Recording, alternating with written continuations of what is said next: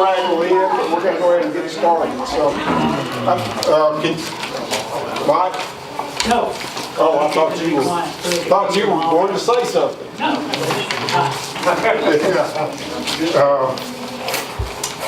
I think, can y'all hear me in the back okay? Okay, so I was going to say, a lot of seats up here if y'all want to move forward, but let me start us with a word of prayer, and then I'll introduce them on the board, and I'm not going to take much of the time. I'm going to let these folks speak and try to have an opportunity for y'all to ask them some questions when after it's over. So we'll open us with a word of prayer, and we'll get started. So y'all pray with me. Father, we just praise you and we thank you for how you bless us. We just thank you for this opportunity. We lift up to you our elected officials, and we just thank you for them, Lord, and the hard work that they do. And we just ask you to protect them and help them to make decisions that are pleasing to you and that benefit all of us. We just ask you to bless each of our elected officials in Madison and in the county and in the state. And we just thank you for this opportunity we have to hear from them, and ask you to bless this meeting and the time that we have together here tonight. And we ask these things in Jesus' name. We don't have everybody from the Mona board here tonight, but I want to introduce them, and then maybe also introduce elected officials. But I'm Paul Tankersley, and I'm the chairman, and the vice chairman, Denny Zimmerman, I don't think he's here. He may be here. He's the president of Whisper Lake. And Nelwyn Madison is not here. She called me this afternoon. She's sick. She's been back and forth. She's had the flu, and now she has something else, so she's had a tough time. But she's our secretary. She's the president of Evenside. Janie Jarvis is here. There's Janie.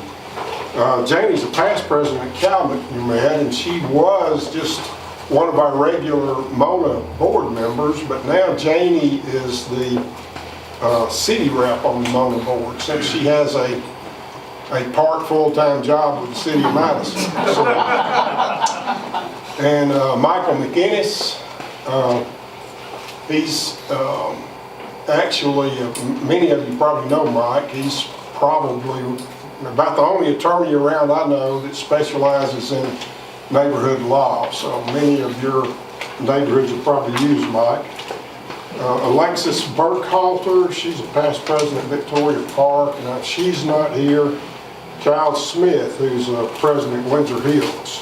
So, and I think guys only, oh, go ahead. No, I was just going to say that Denny Zimmerman could not be here. I called him because we usually ride together. Yeah. He has some very, very close friends come in unexpectedly from out of town, and he just felt obligated to stay home and spend time with them. Yeah, I hadn't heard from Denny, and he's usually here, so, yeah. And of course, Guy, I think you're the only elected official here besides the one speaking. Is there anybody else besides Guy Bowering, an alderman in the city of Madison? Anybody else that I missed? The mayor said she was sorry she couldn't be here, but Lee's grandbaby's being born now. Right Oh, now. well, that's I guess that takes He's at the precedent. hospital. Yeah, I guess that takes precedent over a moment. Okay, well, I'm looking forward to tonight, and I'm sure that probably a lot of you have questions for these folks. And the county fights the same battle that the city of Madison does. Lots of things to do, and only a certain number of dollars to do them with. So I guess really what we're going to hear tonight is going to be, I'm sure, without having any of them share with me what they're going to talk about, I'm sure we're going to hear about budget, and I'm sure we're going to hear about how they plan to spend that budget. So we have the three supervisors with us tonight that represent the city of Madison, well, they represent the city of Madison and other parts, but the three that have responsibility for part of the city of Madison, and that's Sheila Jones in District 1, and Trey Baxter, District 2, and Gerald Steen in District 3. Sheila put a map up in the back. If you're not sure what district you're in, it has hers, but it has the other two there also. Gerald, of course, has responsibility outside the city of Madison, and Sheila has some outside the city of Madison, and Trey has some outside the city of Madison. So, but all of them have responsibility in Madison. So, Trey, I think you're going to go first, I understand. So, I'll let y'all spend whatever amount of time. I'm not going to. I'm just going to let y'all start. And you can introduce yourself, and yeah, thanks for coming. We really appreciate all. Thanks, guys, for having me tonight. And I want to thank Paul and the board for putting this together. Even small meetings like this are a lot. It takes a lot of effort to put them together, and I want to thank him and thank the board for doing this. I've got a pretty good lot of information to go through, so I'm going to kind of stream through it. Y'all bear with me, and I'll take some questions at the end. When the new board took over 2 years ago, we set out to save the county some money and bring some more transparency to Madison County. I think the county struggled with that in the past, and some of the things we set out right off the bat and did was, first thing was a transparency initiative, which we live stream all our meetings now, and the meetings are on the internet permanently, as long as the public records and the minutes. So anything done or said in the board minute is not hearsay anymore. It's actually online for any resident, anytime, 24 hours a day to pull up. And not only that, you can watch the meeting anywhere in the world. I've had people, traveling in Oregon, Tennessee, even I believe one overseas that was able to get on and watch the meeting. Madison County Board of Supervisors meeting, which I thought was pretty cool. So you can watch the meeting online, or you can pull up board minutes or any related documents at any point in time and go back if it's something that is relevant to you or you have an interest in. When we also took over, one thing that we really dove into was the budget.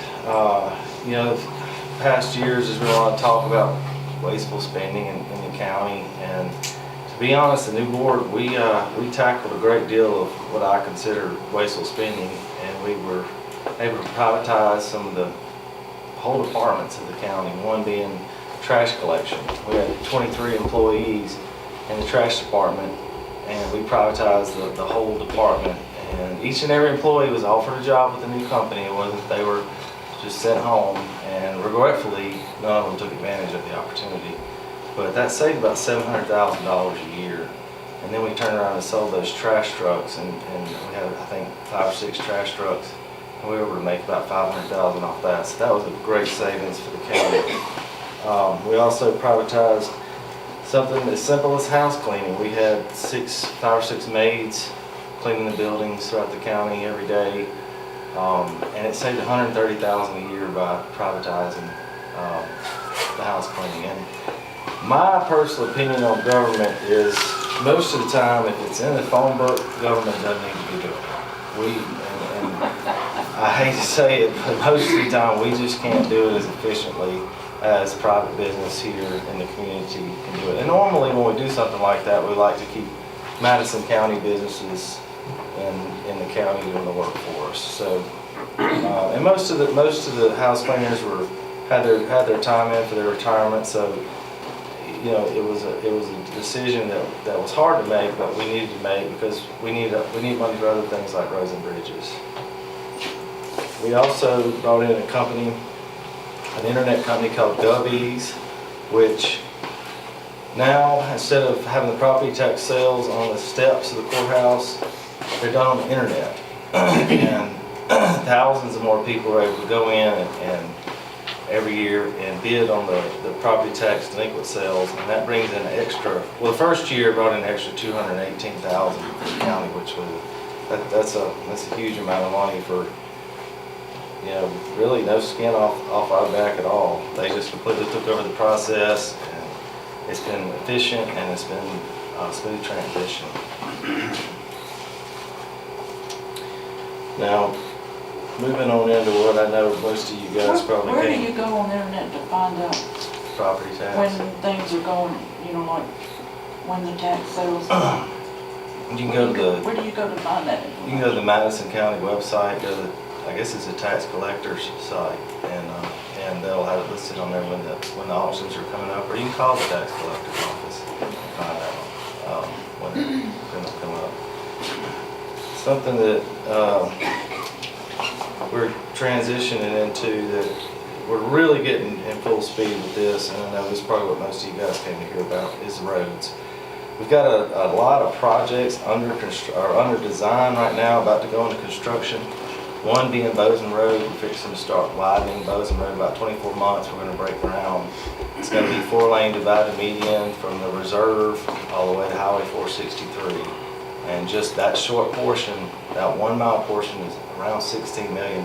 So it's about $10 million a mile to widen that road. And it's a massive undertaking, but the county, when we took over, had $4.5 million in federal money to put toward that project. So we had to really put it in overdrive because we were behind schedule as far as the federal guidelines and getting that project underway. And I'd like to give Dan Gagne I guess a silent round of applause for helping us keep that on track. That was amazing. I mean, getting MDOT, Federal Highway, and everybody in the same gear moving forward was a massive undertaking.